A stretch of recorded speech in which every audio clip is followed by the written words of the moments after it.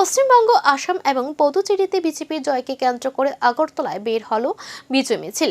রবিবার ৮ বরজলা মণ্ডলের উদ্যোগে আয়োজিত এই মিছিলে অংশ নেন দলীয় নেতাকর্মী ও সমর্থকরা। আগরতলা পৌর নিগমের ২ নম্বর ওয়ার্ড এলাকা থেকে শুরু হয় এই বিজয় মিছিল। দলীয় পতাকা, স্লোগানে ও আবির খেলায় উৎসবের পরিবেশ তৈরি হয় গোটা এলাকা জুড়ে।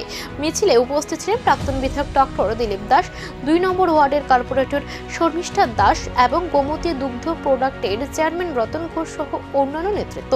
বিজেপি কর্মীদের দাবি, এই জয় সাধারণ মানুষের উন্নয়ন ও প্রধানমন্ত্রী নরেন্দ্র মোদীর নেতৃত্বের প্রতি আস্থার প্রতিফলন।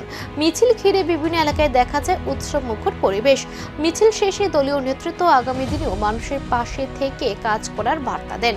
মণ্ডলের অন্তর্গত ২ নং ওয়ার্ডের উদ্যোগে আসাম, পশ্চিমবঙ্গ, পদুচেরি এবং আমাদের ত্রিপুরা রাজ্যের ধর্মনগরের উপনির্বাচনে বিশাল জয়ের জন্য আজকে দেশের মাননীয় প্রধানমন্ত্রী যশস্বী প্রধানমন্ত্রী নরেন্দ্র মোদীজিকে ধন্যবাদ জানিয়ে আজকে আমরা বিজয় উৎসব পালন করছি, র্যালি করছি এবং ধন্যবাদ জানাই রাজ্যের মাননীয় মুখ্যমন্ত্রী প্রফেসর ডক্টর মানিক সাহাজিকে, ধন্যবাদ জানাই রাজ্যের মাননীয় সভাপতি রাজীব ভট্টাচার্য মহোদয়কে।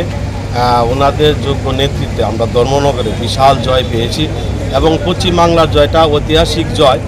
নির্বাচনের ফল ঘিরে রাজনৈতিক উত্তাপের মাঝে বিজয়ের উচ্ছ্বাসের রঙিন আগরতলা। তবে এই জয়ের বার্তা আগামী দিনে রাজ্যের রাজনীতিতে কতটা প্রভাব ফেলবে আর নতুন কোনো সমীকরণ তৈরি হবে, এখন সেই দিকেই নজর রাজনৈতিক মহলের।